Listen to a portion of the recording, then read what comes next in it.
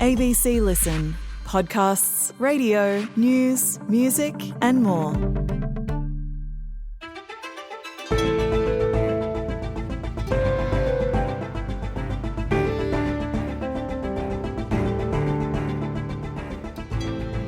It was a judgment watched closely across the country as Justice Michael Lee meticulously outlined his ruling in the defamation case brought by Bruce Lehrmann, leading to a dramatic finding against the former Liberal staffer.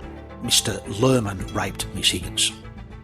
I hasten to stress this is a finding on the balance of probabilities. This finding should not be misconstrued or mischaracterised as a finding that I can exclude all reasonable hypotheses consistent with innocence. Today we step through the judgment with court reporter Patrick Bell.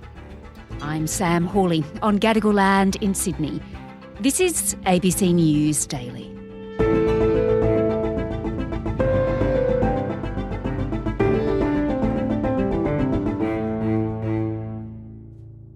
Patrick, we're going to unpack this judgment from Justice Michael Lee in what was one of the most watched defamation cases ever.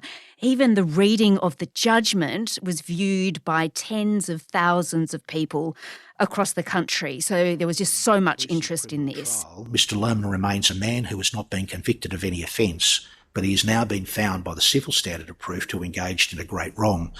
It follows Miss Higgins has been proven to be a victim of sexual assault.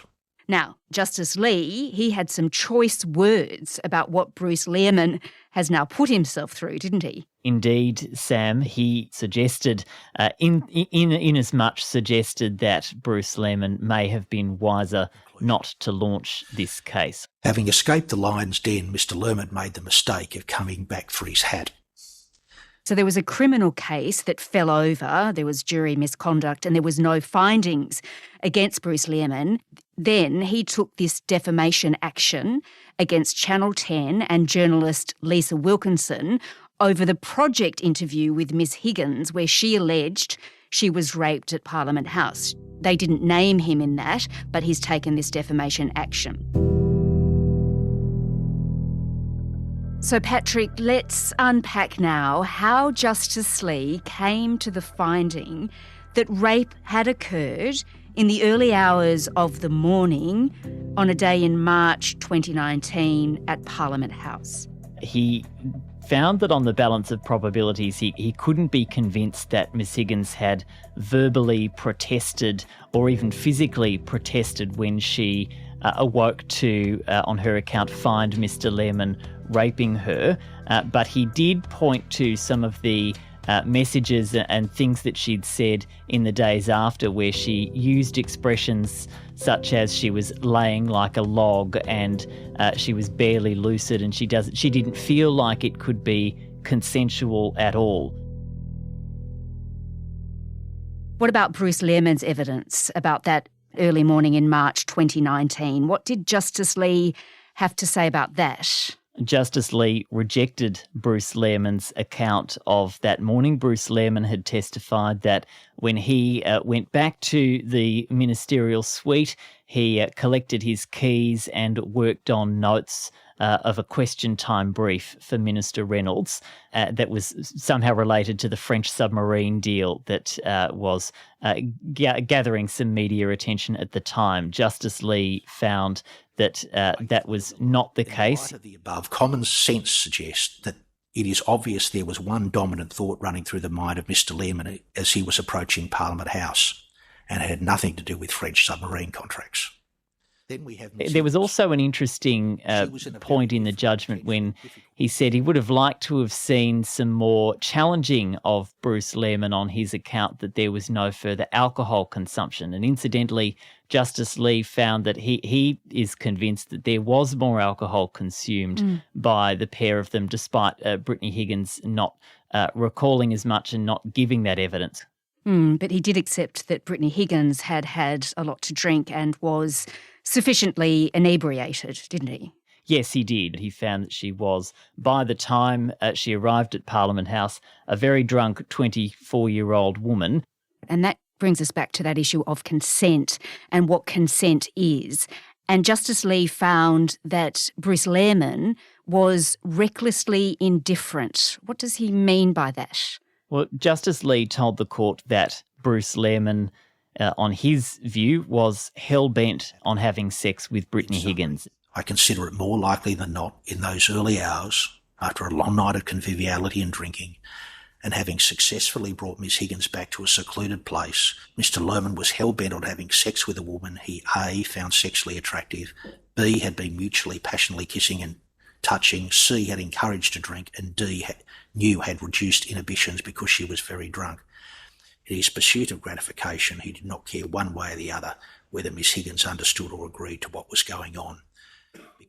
This, I guess, goes to the narrative that Justice Lee has had to construct, in a sense, in this case. His narrative is that Bruce Lehrmann had intentions of having sex with Brittany Higgins and believed that the best place for them to do so was Parliament because they knew they would be alone. Mr Lehrmann, on that account, couldn't take Brittany Higgins to where he lived because he had a partner at the time. And so that narrative is, I guess, the most conclusive narrative we've had. If we could possibly have a conclusive narrative as to what happened, that's Justice Lee's view that Bruce Lehrmann came to the view that he wanted to have sex with Brittany Higgins. He was firm in his intention and took her to Parliament House for that reason and was indifferent as to whether or not she agreed for any of that activity to take place. Okay, so this is a civil ruling, as we said, and Bruce Lehrmann hasn't been convicted of any criminal offence, so we need to remember that. This judgment, it was incredibly long, more than 300 pages, and it took Justice Lee hours just to read sections of it. He described the case as an omnishambles, right? You know, it's a case with many complexities. That's right, and in his opening remarks, Justice Lee said that the underlying controversy, as he put it, had become a cause célèbre and had been used as a proxy for other political and cultural conflicts in Australian society. For some people, any unwelcome findings will be peremptorily dismissed. The reasoning process, including the drawing of fine distinctions based upon the subtleties of the evidence, will be of no interest. Some have predetermined views as to the existence or otherwise of a conspiracy to suppress a rape for political purposes. For more than a few, this dispute has become a proxy for broader cultural and political conflicts. The twists and turns in this case have been extraordinary. You only have to look 2 weeks ago when the case was sensationally reopened and we were hearing these claims of Channel 7 having reimbursed Bruce Lehrmann for purchasing drugs and engaging sex workers, these kind of details that ultimately didn't play into Justice Lee's decision too much at all, but were a lot of distractions and took a lot of attention away from what was the core allegation that he has made a finding on today. And important to note that he had problems with Bruce Lehrmann and Brittany Higgins as witnesses. They were unreliable historians, he said. To remark that Mr Lehrmann is a poor witness is an exercise in understatement. As I'll explain, his attachment to the truth was a tenuous one, informed not by faithfulness to his affirmation, but by fashioning his responses in what he perceived to be his forensic interests. Ms Brittany Higgins, Mr Lehrmann's accuser, was also an unsatisfactory witness who made some allegations that made her a heroine to one group of partisans, but when examined forensically have undermined her general credibility to a disinterested fact finder. Does he point to anything in particular that makes him think that? Yes. When it comes to Brittany Higgins's account and her evidence, he pointed to some of the inconsistencies that were identified in 2019, so in the period shortly after the alleged rape occurred, and he said many of those could be very reasonably explained by someone who was trying to grapple with a traumatic experience. But he said that when it came to the inconsistencies in some of what she had said much later on around the time the project episode was being developed, that those were more problematic because it suggested that she was trying to be vague in some instances and may have also been trying to shape a narrative to try and gloss over some of the prior inconsistencies and other issues there. It would be fair to describe her as a complex and in several respects unsatisfactory witness. Nuance is required in evaluating her evidence, and any contentious and uncorroborated aspect needs to be scrutinised warily. Brittany Higgins, of course, also presented a photograph that she claimed to the project was contemporaneous evidence of her alleged rape, and that was a photograph of a bruise on her leg. Justice Lee noted that the bruise was on her right leg and that she'd claimed Mr Lehrmann had pressed on her left leg, and so that was another inconsistency in her account that he pointed to.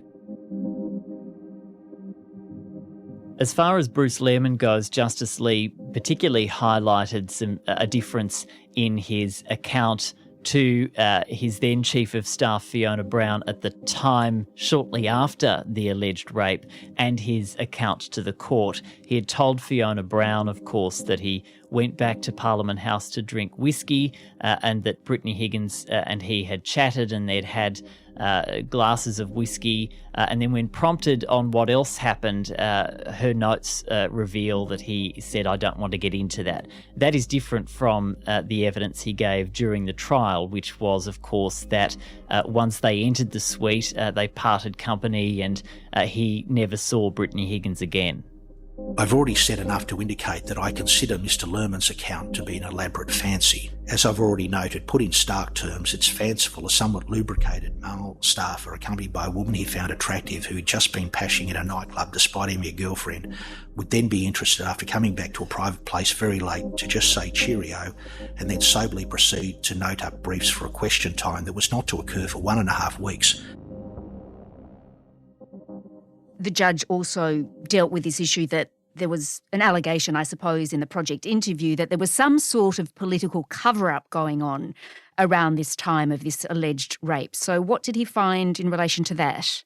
You remember the opening lines of this episode where Lisa Wilkinson had said Brittany Higgins was a young woman forced to choose between her career and the pursuit of justice. And that's not something Justice Lee has found was made out by the evidence. And in fact, he found that Network 10, particularly Lisa Wilkinson and her senior producer, were focused on Brittany Higgins' account, believed it to be true, and didn't do enough to go back and challenge her when it was presented with contradictory claims from within the Prime Minister's office as it was preparing that episode.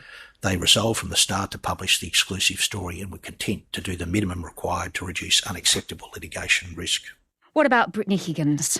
What does this mean for her, Patrick? Well, Brittany Higgins, I expect, will view this as vindication because it is the first judicial finding that her allegation is substantially true.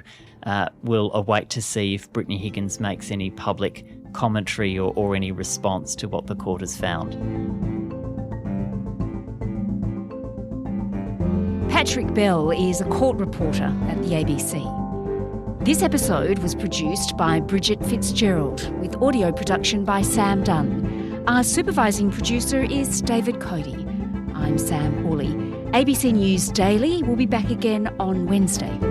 Follow us on the ABC Listen app, where you'll find all our past episodes. Thanks for listening.